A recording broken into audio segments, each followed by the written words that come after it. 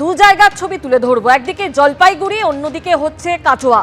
যে ছবিতে দেখা যাচ্ছে যে বাংলার যুবসাথী প্রকল্প, একদিকে দেখা যাচ্ছে রেজিস্ট্রেশনের জন্য তৃণমূল কংগ্রেসের সহায়তা শিবিরে বিজেপি যুব মোর্চার সদস্যরা, যে ছবি দেখা গেল জলপাইগুড়িতে, আর অন্যদিকে কাটোয়াতে এই ছবি ধরা পড়লো যে রাজ্য সরকারের বাংলার যুবসাথী প্রকল্পে ফর্ম পূরণের জন্য সহায়তা শিবির সিপিএম এর।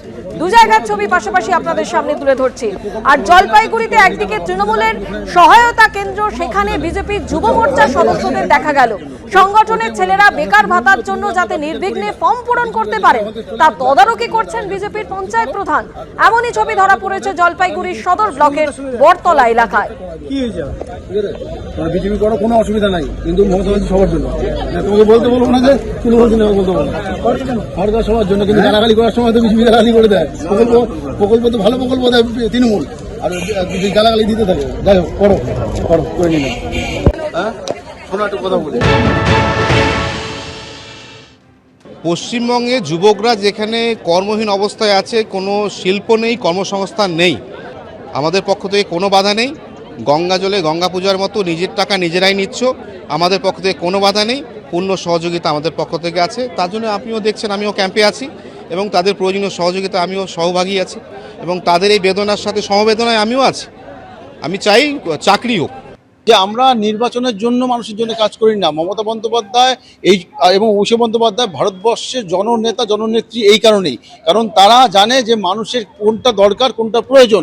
বুড়ি বুড়ি যুব মোর্চার ছেলে শুভেন্দু অধিকারী বারবার বলে বেড়ায় যে এই ভিক্ষা আমরা নেব না, এই ভিক্ষা কেউ নেবে না। তার দলের ক্যাডাররা, তার দলের কর্মীরা তার কথাই শোনে না, তার কথা মানে না। বিজেপি প্রধান আসছে মানে বিজেপি যুব মোর্চা বিজেপি কর্মীদেরই ফর্ম ফিল আপ করে জমা করাচ্ছে, আর তো কোনো কারণ হতে পারে না। এখানে তার ঘুরতে আসবে না। একদিকে জলপাইগুড়ির ছবিটা দেখালাম যেখানে তৃণমূল কংগ্রেসের সহায়তা শিবির, আর সেখানেই দেখা গেল বিজেপির যুব মোর্চার সদস্যদের, এমনকি বিজেপির পঞ্চায়েত প্রধান তিনি কাজের তদারকিও করছেন। আর এবার কাটোয়ার ছবি রাখবো আপনাদের সামনে, যেখানে সিপিএম কর্মীরা তারা এই ফর্ম বিলির কাজে হাত লাগিয়েছেন। সিপিএম এর তরফ থেকে খোলা হয়েছে এই সহায়তা শিবির। ভোটের মুখে এমনই ছবি ধরা পড়লো পূর্ব বর্ধমানের কাটোয়াতে। কাটোয়া 2 নম্বর ব্লকের অফিসের যাত্রী প্রতীক্ষালয়ের সামনে চলছে এই সহায়তা শিবির। শিবিরে বেকার এবং ক্ষেত মজুরদের ফর্ম পূরণ করে দিচ্ছেন সিপিএম এর নেতাকর্মীরা।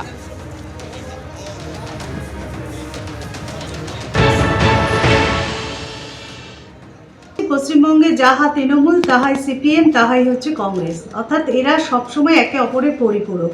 কারা টাকা দিচ্ছে, কারা ফর্ম ফিল আপ করছে, এটা বড় কথা নয়। পশ্চিমবঙ্গের বেকার যুবকরা কখনোই ভাতাতে বিশ্বাসী নয় এবং তারা ভাতা চায় না। আমাদের পশ্চিমবঙ্গে শিল্প নেই, চাকরি নেই, কিচ্ছু নেই, টোটালি ফিনিশ, শেষ হয়ে গেছে।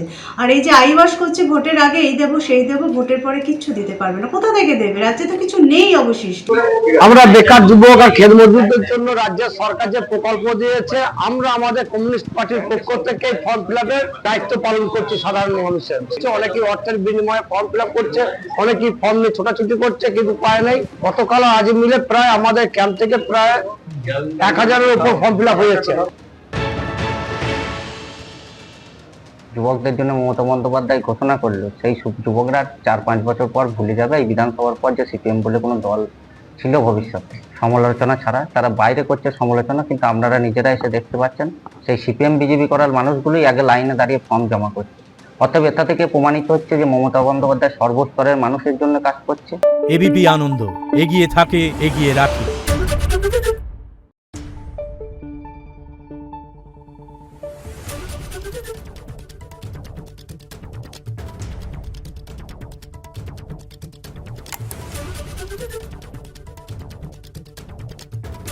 Thank you.